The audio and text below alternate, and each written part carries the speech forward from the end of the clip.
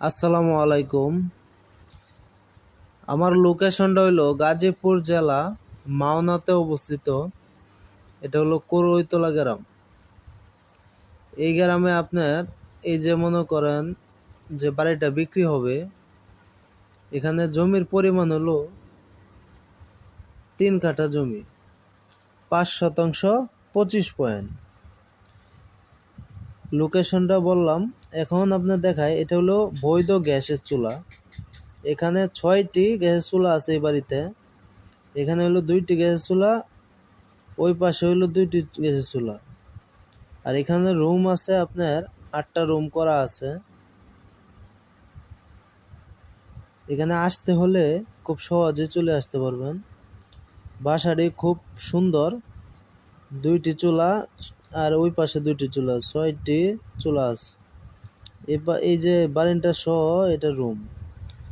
আর যারা নিতে ইচ্ছুক তারা এই যে নাম্বার দেওয়া আছে, যোগাযোগ করতে পারেন। এটা হোয়াটসঅ্যাপ নাম্বার আছে, ইমো নাম্বার, অথবা সিমের থেকে কল দিতে পারেন। আর আমি জানি দেশ বিদেশ থেকে আমার অনেক ভক্ত আছে আমার প্রতি, আর আমাকে অনেক বিশ্বাস করে আর সাপোর্ট করে আমারে। অনেক মানুষ আছে যে আমার ভিডিও অপেক্ষায় থাকে যে কখন আমি ভিডিও ছাড়বো, তারা দেখবে, ভালো একটা বাড়ি নি পায়, তাদেরকে এনে দিতে পারি, সেই আশায় কিন্তু অনেকজন থাকে। তা আমিও তাদের কষ্টটা বুঝি, না বুঝি যেমন কিছু না। এই যে এটা হলো রুম, আমি কথার ফাঁকে ফাঁকে আপনারা দেখাইতেছি। এই যে রুম, এটা হলো একটা রুম, এটা সামনেরটা হলো বারিন্দা। আর এখানে আপনার গ্যাস সহ পাইতেছেন, বৈধ গ্যাস সহ। এই যে আরেকটি রুম দেখাইতেছি, দেখেন ওই যে জ্বালানা, ওই যে আরেকটা রুম। এখানে 3টা রুম এক পাশ, টোটালে 8টি রুম। যে সুন্দর গাছ গড়ান লাগায় রাখছে ভাড়াটিয়ারা। এখানে কিন্তু ভাড়া চলে নগদ। আর এই যে ওই পাশে আপনার ভাড়া। আর এই যে ওই পাশে হয়েছে 3টি রুম, এই পাশে 2টি, এলো 5টি, আর এই পাশে 5টি, মোট 5টা না, এই ওই পাশে মিলায় আপনার 8টা রুম। আর বারিন্দারিয়া হলে মনে হয় 10টা। তো যাই হোক, সব তো মনে করেন ভাড়াটিয়া চলে, তো এই জন্য একটু যদি জেরপের হয়, দেখার পরে যদি এদিক সেদিক হয়, হয়তো কম বেশ যদি হয়ে যায়, তাহলে কমা দৃষ্টিতে দেখবেন। এখানে আপনার ওই বৃষ্টিপাত আছে, তো সেই জন্য আর কি একটু 19-20 হতে পারে। যাই হোক, যেটা পানির লাইন। আর যারা আপনারা এই বাড়িটা নিতে ইচ্ছুক তারা অবশ্যই যোগাযোগ করবেন। এটা পুরসভার ভিতরে পড়ছে। আর এই বাড়িটা খাজনা খারিজ করা আছে, অনলাইন করা। কাগজপাতি আমি দেখি নাই, কিন্তু যারা নিতে ইচ্ছুক তারা বলবেন, আমি অবশ্যই কাগজপাতি দেখব। এখানে দেখার কারণটা হলো যে জমির দাতা বলছিল, কিন্তু তারপরেও আমি চিন্তা করলাম যে যদি আপনারা সাপোর্ট পাই, সারা পাই, তাহলে অবশ্যই আপনাকে ক্লিয়ার করে জানাবো। আর উনার মুখের কথায় আমারে বলছে যে কাগজপাতি ঠিক আছে। আর উনিও খুব ভালো মানুষ, আমি বুঝতে পারছি যে সবকিছু ঠিকই থাকার কথা। লোকের সাথে কথা বললে ব্যক্তিত্ব সম্পর্কে বোঝা যায়। যাই হোক, আর বিশেষ করে কথা হইলো যে আপনার রাস্তায়, যে এটা হলো রাস্তা, এটা মূলত রাস্তা। আর আমি যে দাঁড়িয়ে রয়েছি এটা বাড়ির বাহিরের যে গেটটা, আমার পাশে যে গেটটা, এটা দেখতেছেন বাড়ির গেট। আর এখানে মূলত আপনি যাই কিছু করেন, এখানে বসে বসে খাইতে পারবেন, ভাড়া চলবো।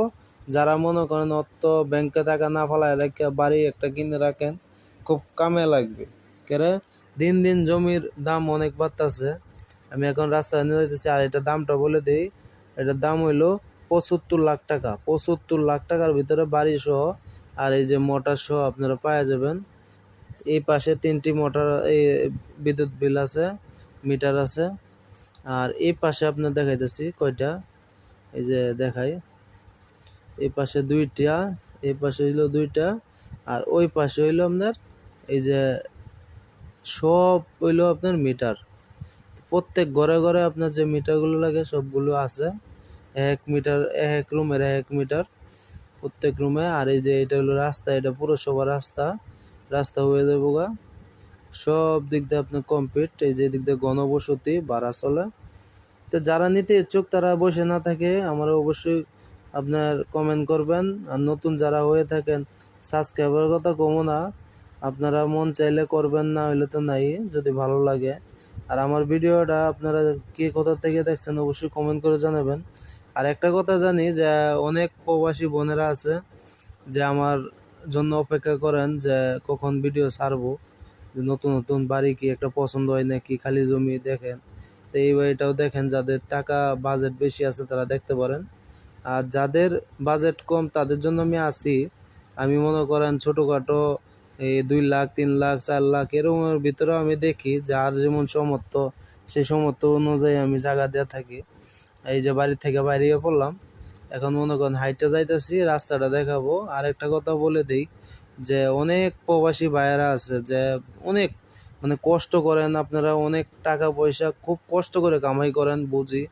প্রবাসী টাকাটা যে কত কষ্ট, রাত্রের দিন মানা দিনের রাত মানা খুব পরিশ্রম করে টাকাগুলো জমাই কইরা যদি একটা জায়গা কিনেন, তখন সেই জায়গাতে যদি কোনো প্রকারের ক্ষতিগ্রস্ত হন, তাহলে এটা অনেক কষ্টের ব্যাপার স্যাপার।